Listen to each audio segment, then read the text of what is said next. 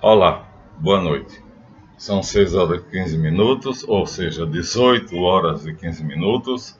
Estamos gravando mais um vídeo, ficamos sem eletricidade e vocês ficaram 3 dias sem nenhum vídeo. Então me desculpem, não depende de mim, né? Então ficamos devedores a vocês durante esses dias, mas sem eletricidade eu não poderia gravar.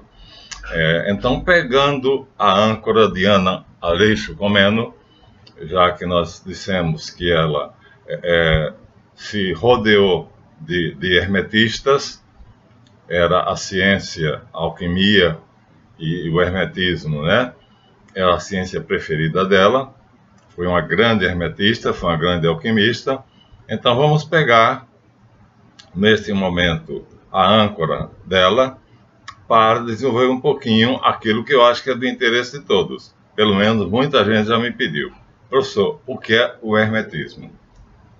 Então, qualquer pessoa que fala que faz estudos herméticos, eu sou hermetista, né? Eu estudo Hermes Trismegisto, causa uma impressão fabulosa. Esse cara deve saber o que ninguém sabe. Porra, hermetismo deve ser a coisa mais difícil do mundo. Hermético é fechado, é inacessível.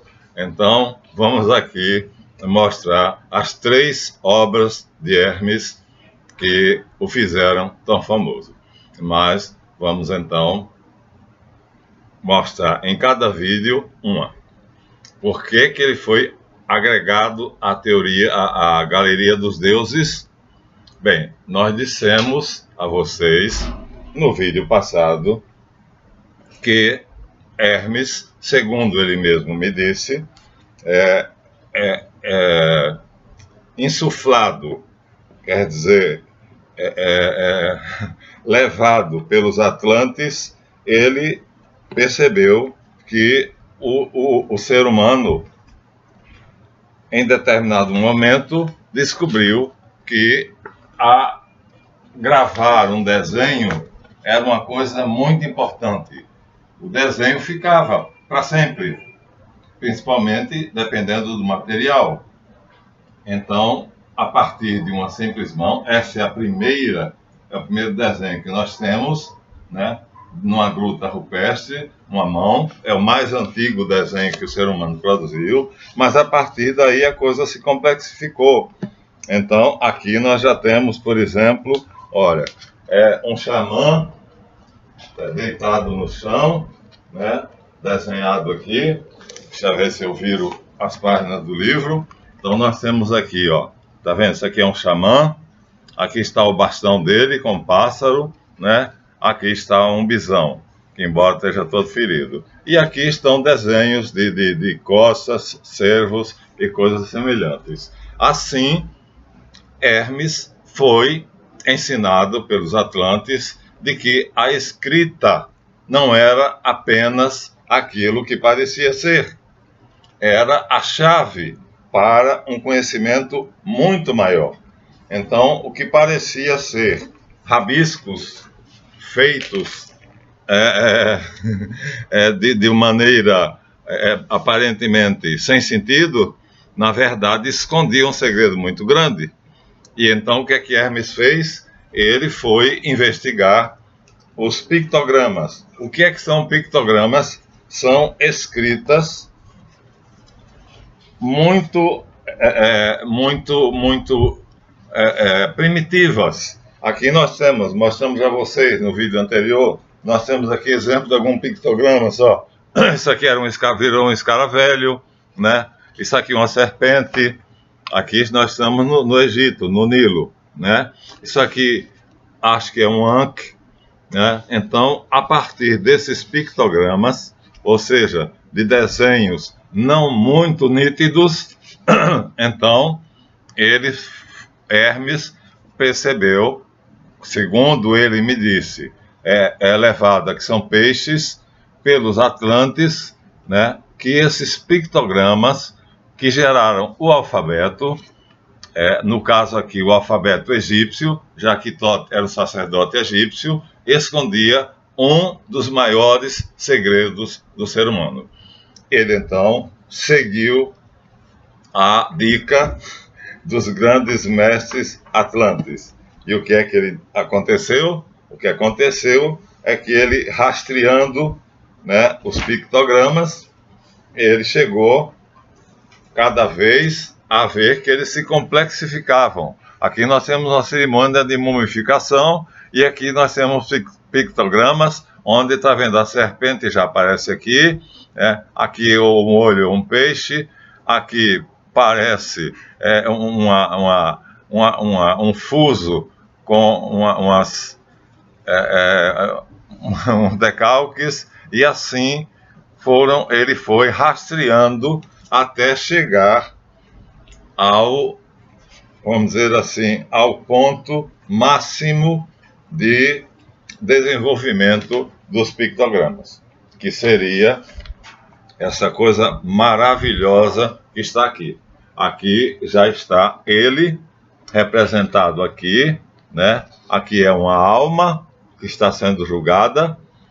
Aqui é Anubis, o deus chacal, o deus da morte. Então aqui essa alma está no tribunal da morte, né?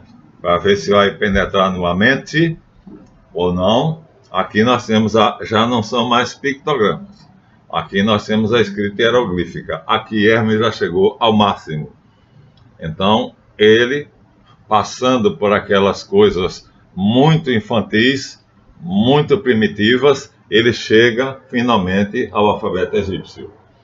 E aí ele descobre o seguinte: não é só o alfabeto egípcio, mas todos os alfabetos sofreram o mesmo processo. Começaram com os pictogramas, ou seja, com sinais muito primitivos, aparentemente sem nenhum valor, sem nenhuma importância, mas que, segundo ele mesmo disse, escondiam um dos maiores segredos da humanidade. Aí, o que é que ele fez? Ele foi fundo, foi cada vez mais e mais e mais e mais fundo, até perceber, por exemplo, que os pictogramas, na verdade, tinham uma relação com as coisas. Ou seja, cada letra do alfabeto egípcio, ou seja, cada hieróglifo, que era derivado de um pictograma, tinha alguma coisa a ver com o ser. Isso foi a descoberta fantástica dele. Aqui temos Hathor, a deusa cabeça de vaca. Ora, se cada letra tem alguma coisa a ver com o ser, logo as letras são a representação do mundo. Pronto, aí está a grande descoberta de Hermes. Então, quando ele chegou aí, ele chegou ao máximo.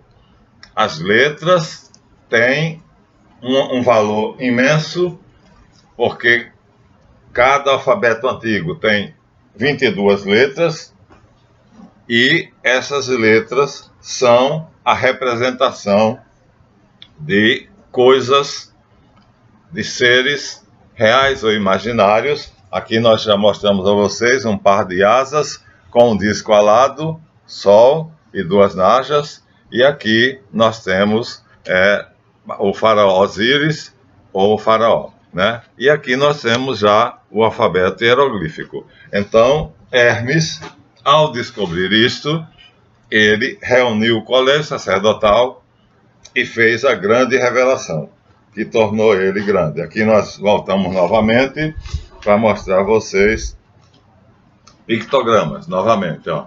Aqui nós temos um Ankh, que é o bastão dos deuses, e a cruz ansata. Aqui nós temos duas figuras divinas, e aqui nós temos dois pictogramas, ou seja, duas coisas, um triângulo com um pingo no meio, parece que uma chama, e assim, mas ele já tinha ultrapassado isso de longe, ele já tinha descoberto o que ele queria, ele já tinha chegado ao grande segredo, ou seja, aquilo que parecia que era apenas escrita, o alfabeto, na verdade, cada letra tinha uma relação direta com as coisas do mundo. com os objetos, com os seres. Ora, o que é que Hermes fez ao descobrir isto? Se eu tenho, então, nas letras,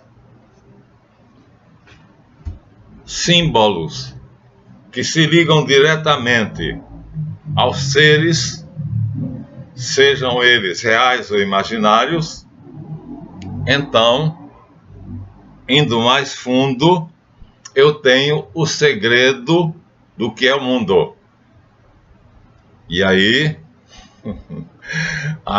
ele não ficou com isso para ele sozinho. Não ficou com isso para ele sozinho.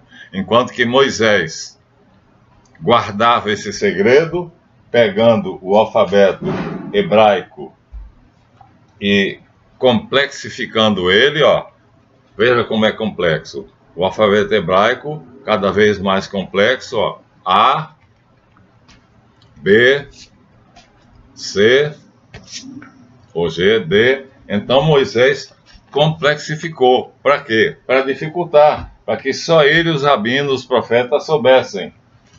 E trabalhou de uma maneira notável. O hebraico quadrado é muito bonito. Por quê? Porque Moisés percebeu que, como o cubo é a figura mais perfeita, então ele e os rabinos trabalharam as letras hebraicas de tal maneira que cada uma delas fosse desenhada de tal modo que estivesse dentro de um cubo. Aqui nós temos a letra Kaf, ou Bet, não sabemos direito, acho que Bet viria mais para frente. Então todas as letras do hebraico sagrado cabem dentro de um cubo. Seriam assim, perfeitas, bonitas, simétricas, absolutamente simétricas, lindíssimas. É o alfabeto mais belo que existe, porque tem como base a figura mais perfeita da geometria, o cubo. Assim Moisés pegava os pictogramas e os tornava cada vez mais complexos, mais difíceis de entender, né? Escondendo o significado deles, transformando-os, vamos dizer assim, em símbolos inacessíveis, porque cada um daqueles pictogramas teve que caber dentro de um cubo, foi desenhado dentro de um cubo, e assim se tornou cada letra hebraica. Pode ter certeza, você pega a letra hebraica e ela vai caber dentro de um cubo. Ao fazer isso, Moisés guardava o maior segredo para si e para os profetas, para os levitas e para os rabinos. Tot tomou outro caminho. Ao invés de guardar para si esse segredo, esse homem notável, que foi elevado à categoria dos deuses, ele pegou essas letras, que eram em hieroglífico, mas todo alfabeto antigo tem 22 letras. Ele percebeu que de 0 a 9 são os mistérios menores, e de 10 a 21 são os mistérios maiores. O que é isso que ele descobriu? Ele descobriu que, se você pegar, primeiro do que tudo, né? Ele não é esse o baralho que ele desenhou. O que ele desenhou é em egípcio. Mas nós temos aqui o tarô de Marcélia. Ou seja, se pegarmos as letras e voltarmos aos pictogramas, se nós fizermos o contrário, ou seja, ele foi do pictograma até a letra. Chegando lá e descobrindo esse segredo, ele reuniu o colégio sacerdotal e aí voltou novamente da letra até o pictograma. E aí ele fez o tarô e dividiu o tarô. Então, nós temos assim o segredo aqui do universo, no chamado livro de Hermes. Aí foi a primeira grande obra dele. Tarô, se vocês inverterem, dá Torá. Então ele fez a mesma coisa com Moisés, só que ele era uma pessoa, vamos dizer assim, nobre, não egoísta como Moisés, não queria o segredo para si, não queria ser o único a falar com Deus. E aí o que é que ele percebe?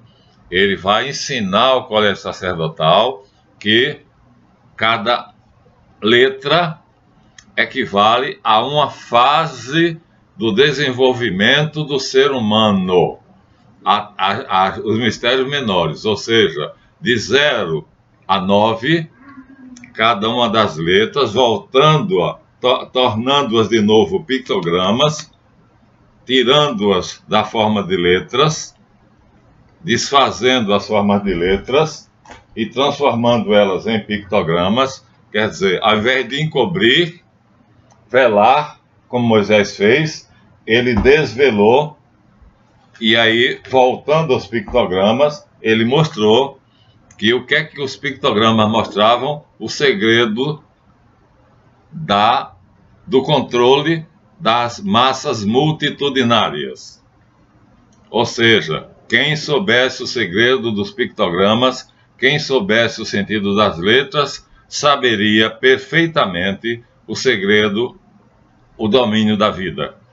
E aí, como eles eram os conselheiros do faraó, e a função do faraó era manter a ordem cósmica, eles agora tinham tudo para saber como manter a ordem cósmica.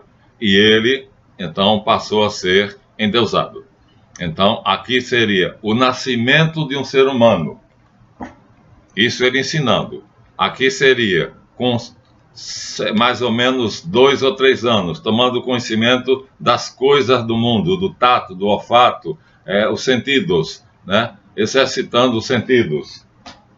Aqui, aprendendo a ler e a escrever, voltando aos pictogramas, ou seja, ele volta das letras agora, ele regride. Ele vai primeiro do pictograma para a letra, depois ele volta da letra ao pictograma. Aqui, a mãe, autoridade materna. Aqui, autoridade paterna.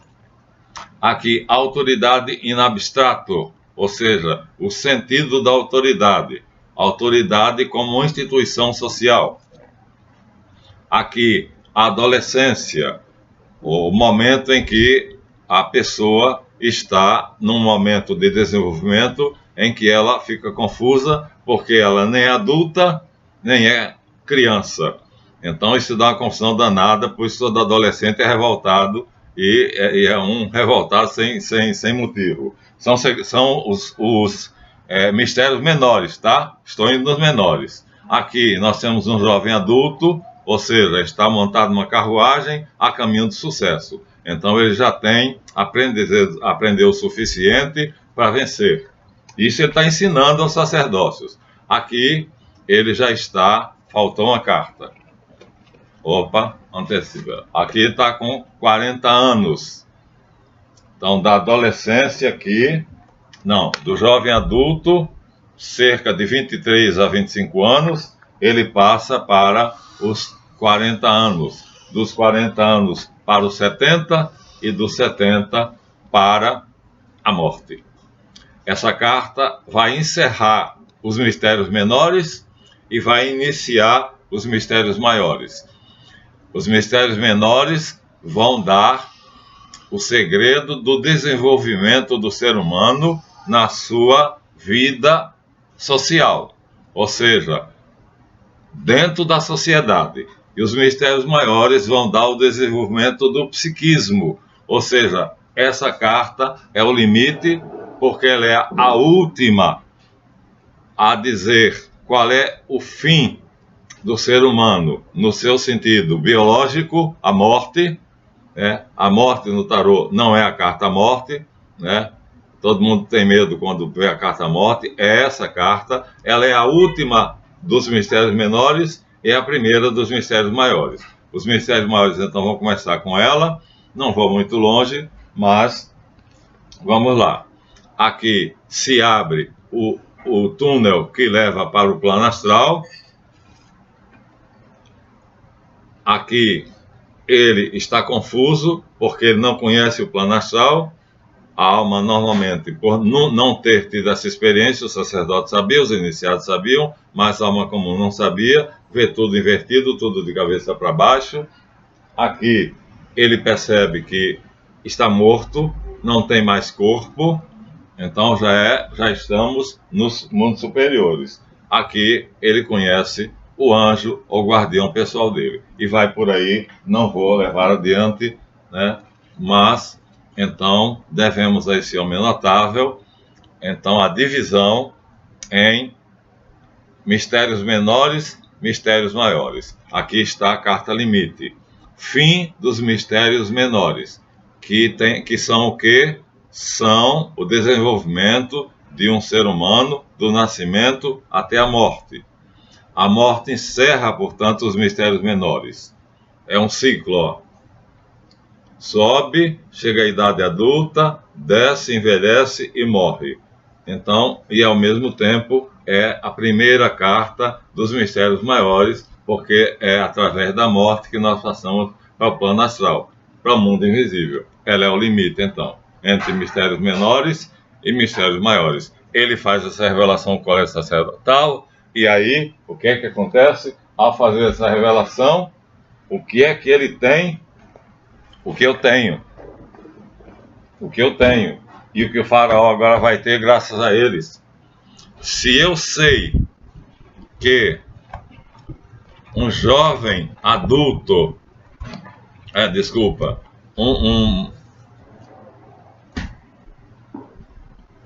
um jovem adulto, ele tem determinadas tendências, porque eu não vou traduzir, mas essa carta é um jovem adulto, e ele tem as tendências, ele quer vitória, ele quer um namorado, ele quer uma família, ele tem aspirações, ele quer um bom emprego, ele quer uma boa posição na sociedade. Então ele vai constituir um grupo, e esse grupo vai ter as mesmas aspirações. Então o que é que Thoth vai deduzir? Se eu tenho um grupo que está nessa fase da vida, isso é uma fase da vida, cada um de nós passa por ela, e aí os iguais se atraem. Então um grupo de jovens que estejam nessa fase da vida, querendo vencer na vida, se esse grupo se reúne, eu sei que aquele grupo, para onde ele vai, para onde ele tende. E aí eu posso controlá-los. Eu tenho agora o domínio da sociedade na minha mão. Eu posso pegar esse grupo e eu sei que destino eu dou a eles. Eu posso pedir ao faraó que me dê autoridade para nomear, fazer um concurso e nomear os mais inteligentes, porque eles querem poder, eles querem felicidade. Então eu tenho o domínio desse grupo na minha mão. Isso vai dar controle social. Isso vai dar... E aí cada ser humano se junta a outro ser humano da mesma fase, entenderam bem? Em grupos que são controlados, porque eu sei o que é que aquele grupo quer, o que ele almeja, o que ele pretende, qual é a finalidade que ele quer atingir. Todos. Então, se eu sei que o homem com a idade de 40 anos, ele quer ter equilíbrio, estabilidade, ele quer ser racional, vencer as emoções. Então, se eu sei disso, eu vou colocar no palácio, nos lugares de governança, nos lugares de responsabilidade, os homens que estejam passando por essa fase da vida. Gente, isso é fenomenal. É a chave do controle social. Entenderam bem? Então, com essa descoberta, Thoth vai dar agora ao faraó o controle das massas multitudinárias. Por quê? Porque aqui, nos mistérios maiores, ele tem o desenvolvimento de cada ser humano do nascimento à morte.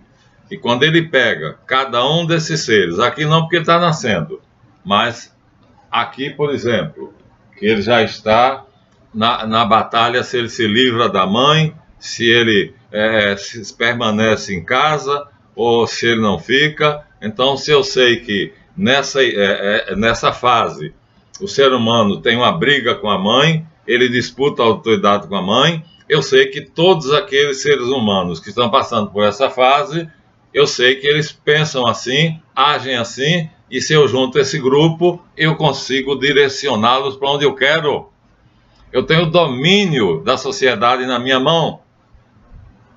Perceberam bem? é o domínio da vida. Aquilo que o Instituto Tavistock faz hoje, o controle das massas multitudinárias. Assim, esse homem notável conseguiu, dividindo o tarô em mistérios menores e maiores, com o limite, que é a carta 10, já que ela é a última dos mistérios menores, porque os mistérios menores falam da vida biológica, aquilo que a gente acontece com o corpo físico e no meio social, e termina com a morte.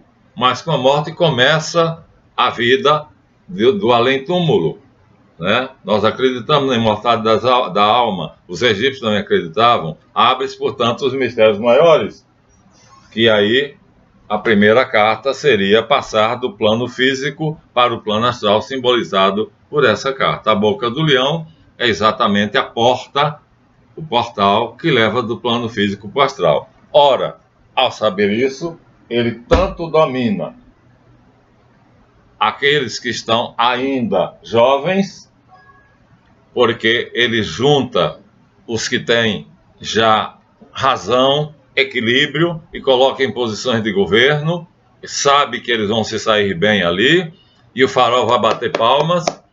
Ele pega os jovens adolescentes que estão confusos e ele vai dar a esses jovens adolescentes uma educação, procurando equilibrá-los, procurando dar a eles, compreendê-los, educando a família assim, para que ele não se choque com a família. Ele controla a sociedade como um todo. Então, quem tem o controle, quem tem a sabedoria desse livro, chamado Livro de Hermes, conhecido vulgarmente como Tarô, tem o controle da sociedade, tem o controle de cada ser humano, pois quem está em cada fase tende a se juntar a outro que está naquela mesma fase e a outro que está na mesma fase, formando grupos, e aí eu sei como conduzir esses grupos. Esses grupos estão na minha mão, eu os controlo, eu os domino, eu os levo para onde eu quero. E se eu tenho isso, então, em todas as fases da vida, então eu tenho controle tanto da vida quanto da morte. Eu posso dizer que você, depois de morrer, você vai passar por almas que você torturou, você maltratou, e elas vão se vingar de você. Então eu posso ensinar a doutrina oculta, eu tenho domínio sobre a religião, né? Ele é sacerdote, e eu tenho domínio sobre a vida concreta. Sei quando é que eu devo empregar um homem que tenha autoridade, um homem que ele seja, vamos dizer assim, tenha postura de exemplo, não seja corrupto. E aí eu vou selecionar esses homens, escolhendo aqueles que estão passando por essa fase. Cada carta é uma fase pela qual nós passamos. Entenderam? Então é só você pegar e agrupar aqueles que estão passando por essa fase, e você terá um grupo que você domina, porque você sabe o que eles querem, você sabe o que está na cabeça deles, você sabe onde colocá-los.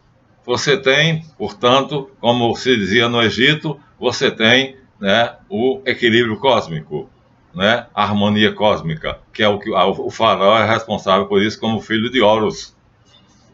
Ele era responsável, pela harmonia do cosmos. E aí Thoth, agora sim, agora ele tem, não apenas por crença, nem por achar que é filho de Horus, ele tem pela ciência.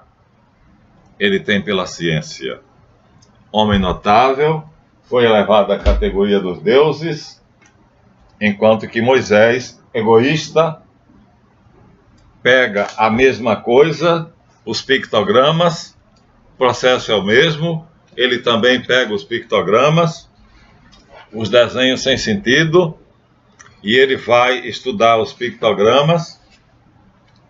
Javé nunca deu a Moisés no Monte Sinai o alfabeto hebraico quadrado, isso é lorota, né? Ele vai pegar os pictogramas, só que ele vai pegar os pictogramas e ele vai torná-los incompreensíveis para os outros. Para quê? Para dominar.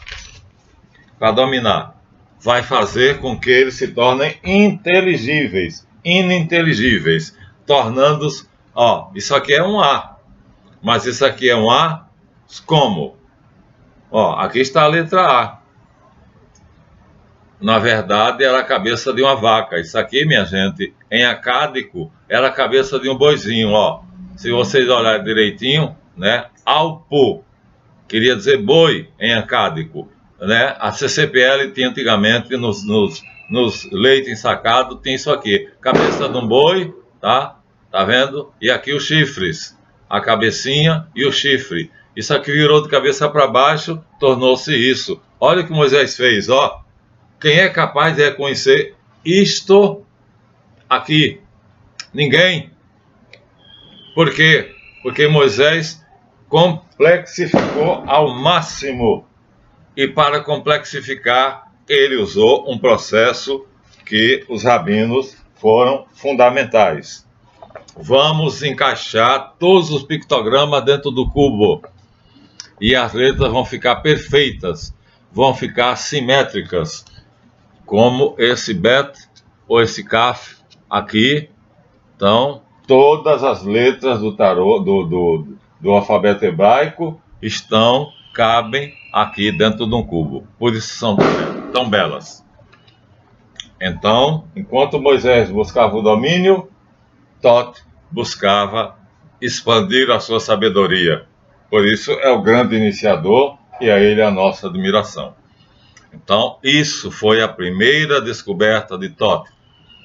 O domínio da vida, o domínio das massas multitudinárias, o domínio de cada ser humano, saber cada grupo humano que quer e dirigir esse grupo para aquilo que esse grupo faria sendo útil à sociedade. Aí ele constrói uma sociedade grande, um Egito que vai ser, meu Deus do céu, vai ser uma nação fantástica e ele vai ser elevado à categoria de Deus. Esse foi o primeiro trabalho de Thoth, vulgarizado, infelizmente, pelas pessoas de pouco escrúpulo, como sendo o tarô, que botam aí para adivinhação, na verdade, esconde um grande mistério. E tarosofia, né, é o nome da ciência que nós recebemos dele, mas acontece que o que o pessoal quer é taró, latria, depender de você para vocês verem o que vai ser o futuro dele, né? Então, assim escravizam a sociedade, enquanto que Thoth queria libertar as pessoas. Então, está aí a primeira grande obra desse homem fantástico, chamado Hermes Trismegisto, o 3 vezes grande. O controle de cada grupo, o controle de cada ser humano, acompanhar o desenvolvimento de um ser humano do nascimento à morte e instruí-lo o que seria a vida depois da morte, através do quê? Dos pictogramas chegados até as letras e depois decodificados, percebendo que as letras e os pictogramas eram, na verdade, 22 situações que todos nós vivemos. Queiramos ou não, saibamos ou não. Hoje, Jung é o maior mestre dessa ciência.